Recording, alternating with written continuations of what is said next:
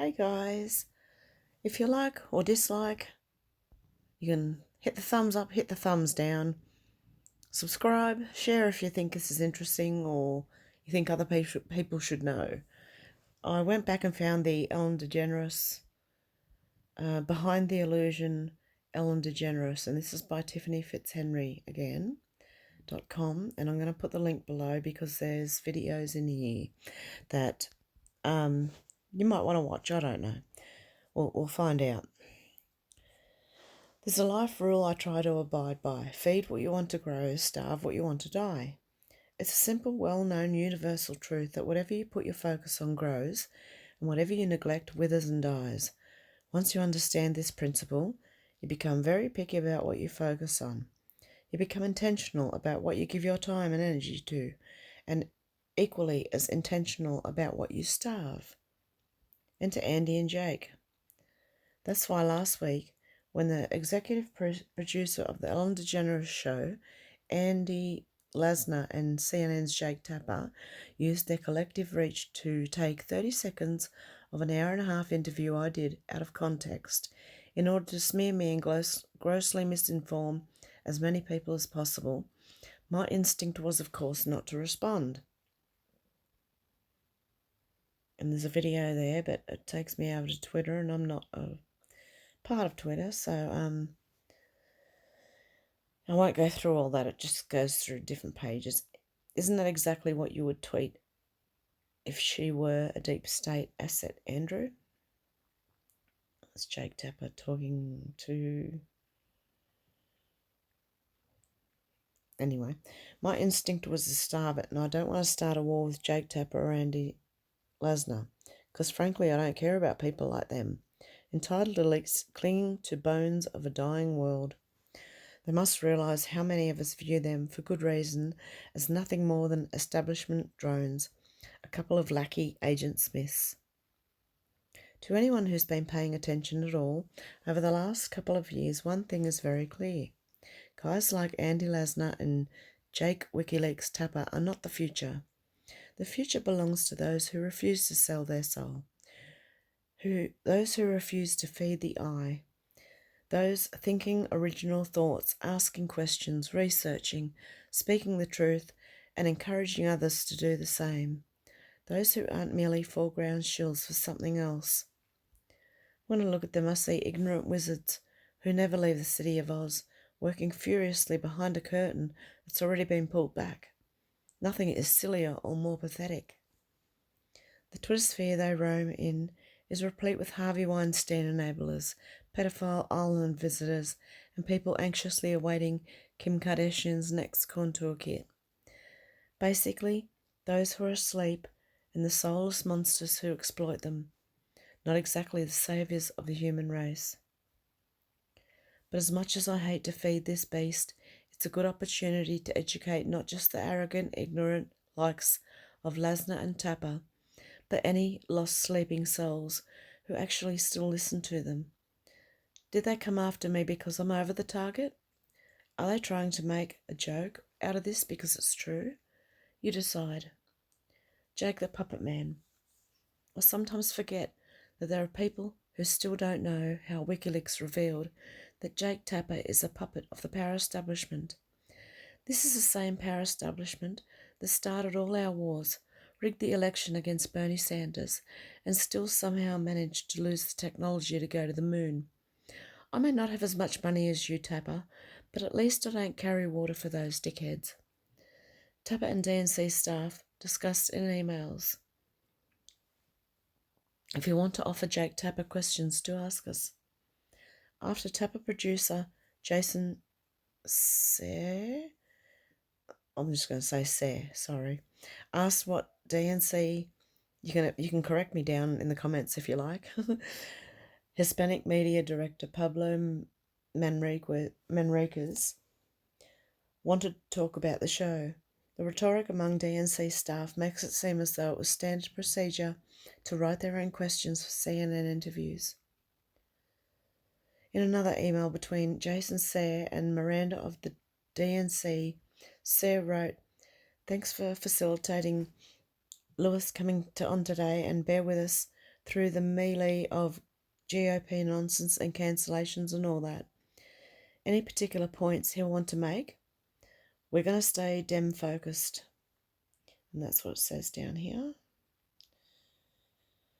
That doesn't seem very fair and balanced, and it doesn't remotely resemble journalism. Jake, for his part, didn't think he did anything wrong when the justifiable outrage ensued following the leaks. In his defence, it's been a while since we've had real journalism in America. Maybe he doesn't even know what his job is supposed to be. Journalists aren't supposed to collude with politicians. They aren't supposed to get questions from the people they're interviewing. That's called PR, sweetie. It's a matter of public record that since the early 50s, the media as we've known it has been a farce. Here are 50 facts every American should know about that. The most important connection to understand is that between the media and the CIA, Jake, this next part's for you. The CIA and the media. History lesson. After leaving the Washington Post, Carl Bernstein spent 6 months looking at the relationship between the CIA and the media. In his scathing 25,000-word cover story published in 1977 in Rolling Stone, The CIA and the Media, Bernstein wrote that by 1953, CIA Director Alan Dulles already oversaw the vast majority of the American media network. And then there's a video in there of Operation Mockingbird, which is a CIA media control program. By all academic and investigative accounts, that nefarious relationship has gotten stronger every decade since, and the line between what is entertainment and what is media has become more blurred. Enter Ellen DeGeneres and, of course, our good buddy, her longtime executive producer, Andy Lasner. Emails expose Ellen as a willing State Department puppet. I hate to have to put all this in one simple, easy-to-read blog, and honestly had no plans on focusing on Ellen specifically. So, Ellen, you have pompous Twitter bully Andy Lasner to thank for the following expose. Hillary Clinton memo. Ellen willing to usher her show to promote Hillary's agenda. A leaked 2009 memo in an email exchange with then Secretary of State Hillary Clinton singled out the Ellen DeGeneres show, which could be used to amplify and deliver messages that advance policy making. The memo stated that Ellen DeGeneres is willing to use her platform to promote the agenda of the State Department. The email, which was a batch of state emails released in response to a Judicial Watch lawsuit. The State Department memo highlighted the importance of using shows like Ellen's to push government agendas as opposed to more political news outlets, writing, "These outlets can create vital support for official policy or pending legislation among key domestic constituency groups, but also create momentum for policy abroad. As the media environment continues to become more and more globally interconnected, it will be critical for the leadership of the State Department to leverage these media opportunities to amplify and deliver messages that advance policy making." And that worked. You know why? Because a lot of people in Australia wanted Hillary to win. And we get Ellen over here, and I believe that is exactly what happened.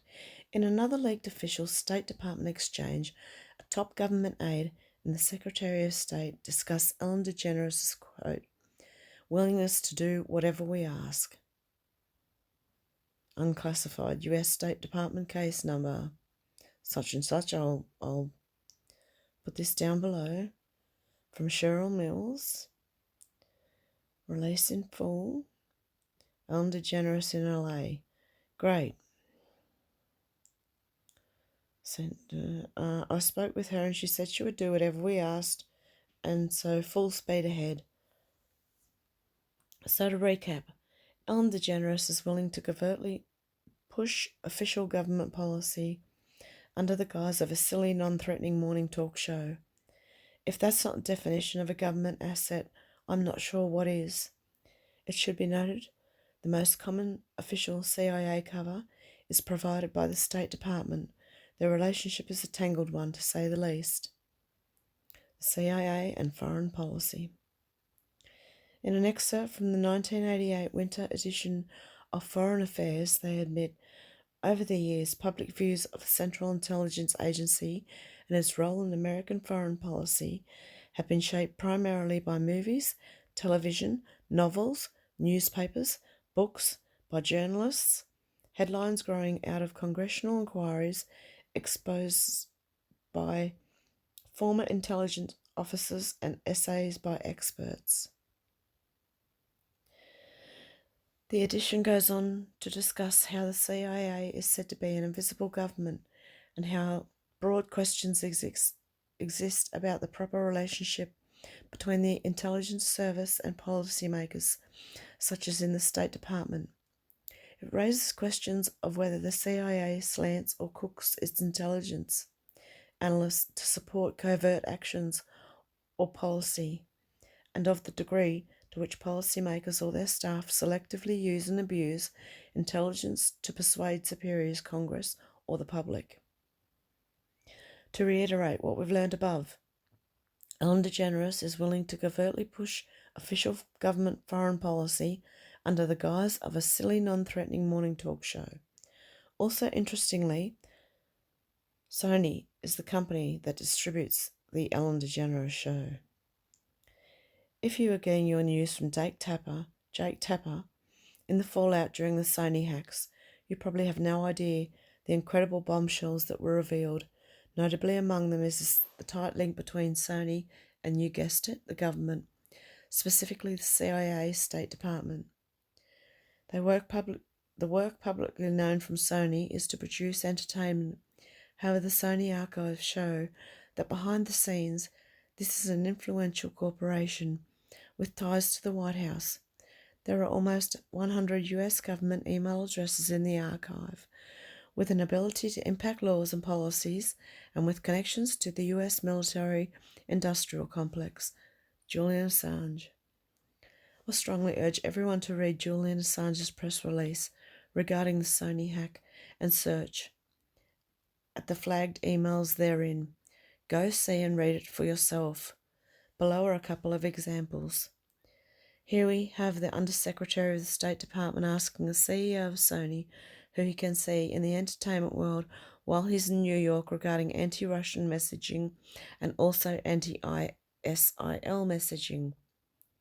And here we have the State Department Undersecretary discussing again with CEO Michael Linton what Hollywood writers and actors the government could tap to covertly push their agenda. Among the names that rolled easily off collective Sony's tongue were George Clooney, Kerry Washington, Julia Louis-Dreyfus, Aaron Sorkin, writer of CIA propaganda films such as Social Network, Shonda Rhimes, and Ben Affleck and Matt Damon, among others. It's starting to make sense why when Trump Jr. made an offhand comment about Ellen being deep state, the collective force of the machine came down on him. Ellen and the CIA. If you've been following me for a while, you know one of the main things I speak about is the Pentagon, DoD, CIA infiltration of Hollywood. Hollywood and the Pentagon, there's another video. If you've been reading and paying attention to all the documents released through leaks or FOIA, Freedom of Information Act, over the last 5 years, you know that the CIA actively promotes a desirable public image of its history and function by advising the production of Hollywood vehicles such as Argo and Zero Dark 30, to name just two of thousands of examples. You know that the agency retains entertainment industry liaison officers on its staff that plant positive images about itself, in other words, propaganda. Through our most popular forms of entertainment, Tom Hayden explains in the LA Review of Books, so natural has the CIA entertainment connection become that few question its legal or moral ramifications. Here you can read the CIA's own CIA OIG Entertainment Industry Report, which states the many dubious legal and ethical problems with this relationship and goes into detail about the lack of appropriateness with which it is handled. This is a government agency like no other. The truth of its operations is not subject to public examination.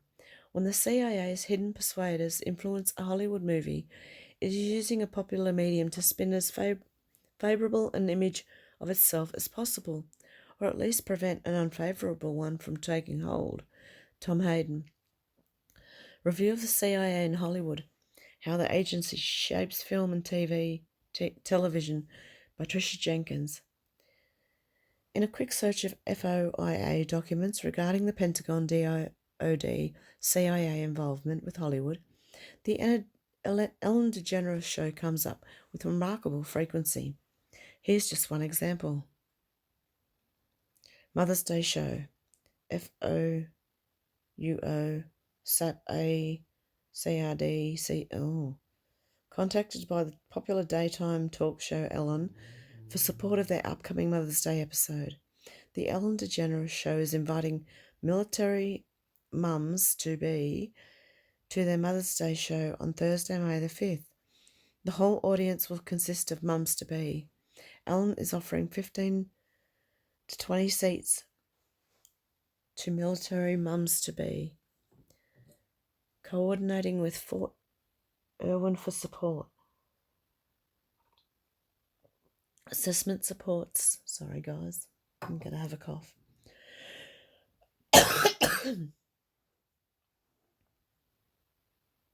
Supports building resiliency. Didn't you realise that keeping America's consenting to war and emotionally manipulated enough to never question why it is we're fighting in the first place was all in day's work for America's silliest chat host? Here and here and here, there are 3 links there, are more official documents released through Freedom of Information Act requests that detail Ellen's use of the Ellen DeGeneres show to promote the government's agenda. Cough, cough, asset. All right then, moving on. Yes, there's more, lots more. Al-Qaeda Ellen. Remember the time British intelligence agencies, in association with the Pentagon and CIA, inserted Ellen's cupcake recipes into a jihad magazines? Lol, isn't that hilarious and totally random? Yes, this actually happened, and no, I am not king. There is a close, well-documented history of cooperation, read covert oneness, between MI6, GCHQ and CIA. The shadowy inner workings of that vast global spook network are on full display in this bizarre tale about how in 2011 intelligence operatives replaced bomb-making instructions in an Al-Qaeda online magazine with a cupcake recipe from, of all the places in the entire internet, Ellen DeGeneres' website.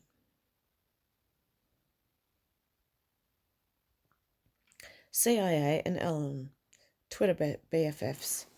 There's a pesky, persistent rumour that Ellen DeGeneres is not a very nice person in real life. I know. It's impossible to fathom because she's so sweet on TV. But say what you want about her.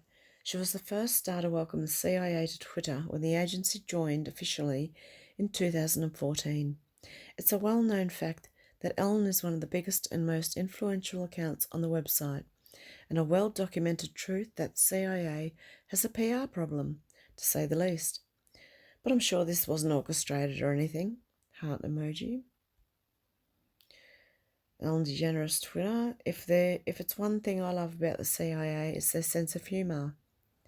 CIA is on Twitter, RT at CIA. We neither confirm or deny this is our first tweet. CIA, sorry for not following you back, The Ellen Show, but if you visit us, maybe we can take a selfie. CIA are so cool and harmless and hip. They're palling around with Ellen on Twitter. It could almost make an American forget all about things like Iran-Contra, Gary Webb, Operation Condor, Operation Gladio, Montauk, and the untold number of other human atrocities committed by them with our money and in our name under their demonic cloak of darkness. Neuro-linguistic programming. The CIA has long been fond of this form of mind control. NLP uses words to induce a hypnotic state and make people more suggestible. I included Dr. Lance's report on NLP as Appendix B, although there are many misunderstandings about NLP. It's had roots in scientific research. We did not expect that this investigation would yield a new screening technique, but it did provide a sound basis to include it in further research. Specifically, we have added it to our list of recommendations. See below. They've been studying it, using it, and teaching it to their agents for decades. How exactly does this thing work? NLP is taught in a pyramid structure with more advanced techniques reserved for multi-$1,000 seminars. To oversimplify an overcomplicated subject, it more or less works like this. First, the user, or NLPer, as NLP people often refer to themselves, and I should note here that the large majority of NLP people, especially those who are primarily therapists, are likely well-meaning. Of NLP pays very, very close attention to the person they're working with by watching subtle cues like eye movement, skin flush, pupil dilation, and nervous tics. A skilled NLP person can quickly determine what side of the brain the person's predominantly using, what sense, sight, smell, etc. is most predominant in their brain, how their brain stores and utilizes information. All of this can be gleaned from eye movements when they're lying or making information up. After this initial round of information gathering, the NLPer begins to slowly and subtly mimic the client, taking on not only their body language but also their speech, mannerisms, and will begin speaking with language patterns designed to target the client's primary sense. An NLP person eventually carefully fakes the social cues that cause a person to drop their guard and enter a state of openness and suggestibility. You've probably never heard of it because you're not trying to control people's minds, like, say, the CIA, nor are you trying to assist in controlling people's minds, like, say, a talk show host with 70 million Twitter followers. Speaking of Ellen, you know who else is self-professed NLP devotee? Why, it's Ellen, of course. Amazon, CIA, Jeff Bezos, and wait for it, Ellen. If there's an American who isn't aware of the terrifying link between Amazon and the CIA, if this is the only thing you take away from this article, dear God, I'm glad you're here. Back in 2014, Amazon signed a $600 million contract with, you guessed it, the CIA. Amazon now has the means, motive, and opportunity to provide huge amounts of customer information to its new business partner. We look forward to a successful relationship with the CIA. Apparently, the CIA agrees.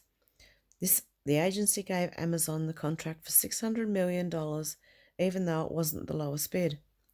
Amazon's trajectory into the CIA's spooky arms may be a bit more than just corporate eagerness to land a lucrative contract. In late 2010, amid intense public interest in documents that WikiLeaks was posting to eliminate US actions overseas, Amazon took a notable step. As The Guardian reported at the time, Amazon pulled the plug on hosting the whistleblowing website in reaction to heavy political pressure. It didn't take much for Amazon to cave. The company announced it was cutting WikiLeaks off. Only 24 hours after being contacted by the staff of Joe Lieberman, chairman of the Senate's Committee on Homeland Security, The Guardian noted. In view of Amazon's eagerness to dump WikiLeaks site at the behest of the US government officials, what else might the Amazon hierarchy be willing to do? Amazon maintains a homogeneous trove of detailed information about hundreds of millions of people. Are we to believe that the CIA and other intelligence agencies have no interest in Amazon's data? So where does Ellen fit into all this? Well, wouldn't you know it, every time Amazon comes out with a new Fourth Amendment crushing CIA wiretap device, Alexa product, America's favourite comedian host, seems to do a silly and always ultimately reassuring plug for the gadget. And there's another video, a few videos with Ellen doing her thing for the CIA. Sorry, guys. Gosh, it's almost like Ellen works for Amazon, CIA, whatever. But seriously, aren't all those bits just adorable? They really do a lot to put one's guard down about having a listening device in every room of your house that connects to a CIA cloud. I can almost hear it. Great work, Ellen. The agency thanks you. Ellen does Vegas. Did you know Ellen owns slot machines in a Vegas hotel? Which hotel, you ask? The Mandalay Bay, of course. Let's not forget the Vegas shooting, even though the police and FBI certainly have and would like us to. Remember how the only witnesses to have interacted with the alleged shooter, CIA link Stephen Paddock, just did that one interview on Ellen. When the Daily Mail later confirmed the parent company of Mandalay Bay, MGM Incorporated, controlled the one and only media appearance in what was a well-scripted presentation.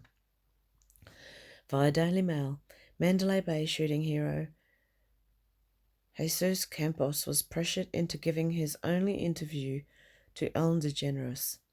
MGM was behind the decision to call off the interviews and did a deal with Ellen, knowing she would not play hardball on the timeline as long as she had the exclusive, a TV insider told DailyMail.com. It was also reported that Ellen producer, I'm looking at you, Lasner, was mum on how they landed the Campos interview. Yeah, I bet he was. Via the Las Vegas Review-Journal. On October the 2nd, DeGeneres was among the first celebrities to tweet a link to the Victims Fund set up by Clark County Commissioner Chairman Steve Sisolak, asking her 74 million followers to donate. Wednesday's show also included a plug for ways to help the shooting victims. We, of course, wanted to give you money, DeGeneres told Campos and Shuck at the end of their appearance. And you both were very, very specific. You said you don't want money. You don't want money at all. So you're not getting any money. Instead, she told Chuck the NFL would fly him to see his favourite team, the Indianapolis Colts, and provide him with VIP tickets. For his participation, Campos was given season tickets to the Raiders' first year in Las Vegas by Shutterfly, the Ellen DeGeneres show's philanthropic partner, which also donated $25,000 in Campos' name to the fund started by Sisolak. Here's a homework assignment. Who owns MGM Resorts International? What are their connections and affiliations to the CIA? Who owns the Ellen DeGeneres show? What are the connections here? What are the implications? It's all open source. Make of all this information what you will. I'm not here to tell you what to think about any of it. I'm simply here to pull all this open source information into one place so you can make an informed decision whether you want to watch Ellen's show. Which reminds me, via Andy Lesner's Wikipedia page. So, okay, and Andy Lesner, born December 30th, 1966, is an American television producer. He's been the executive producer of The Ellen DeGeneres Show since 2003 and is featured in many segments in the show. His career as a producer began in the mid-1990s, including The Jane Whitney Show, The Richard Bay Show, and The Rosie O'Donnell Show. The list. Lesnar has won 18 Daytime Emmy Awards. Ellen and Andy Lasner was born December 30th, 1966, to Jewish parents in Bogota, Colombia. His mother, Demi Gordon Lasner, was a foreign language expert. His father, Jules Lasner, was a captain in the United States Marine Corps. Jules was born in New York City to Ukrainian parents. His parents moved to Bogota after their marriage for his father's job at Seagram. After their marriage, sorry. They lived there for 3 years, during which they founded a Talmud Torah Hebrew school, Shtibel, before returning to New York City. Lesnar was raised in New York City and was a New York Rangers fan. He has one brother. So in Bogota, Colombia, at the height of the CIA's involvement in that country, a foreign language expert and a US military personnel employed by Seagrams, cough cough, Brofman, cough cough, Wexner, cough cough, Epstein, cough cough, intelligence asset, gave birth to our friend Andy Lesnar. It's all good. It could be nothing. I'm sure it's probably nothing. Honestly, Andy likely doesn't even realise how suspicious his own birth looks to those of us who actually read things other than the Huffington Post. At any rate, I've taken the liberty of filing an FOIA request with the CIA Entertainment Liaison's Office for all information having to do with Ellen DeGeneres and the Ellen DeGeneres Show. Such a request, to my knowledge, has never been filed before, so stay tuned. This shit's getting exciting. Given all the above, I think it's safe to admit Ellen is not exactly what we've been led to believe. But hey, don't take my word for it. Look what the Hollywood Reporter said on the subject.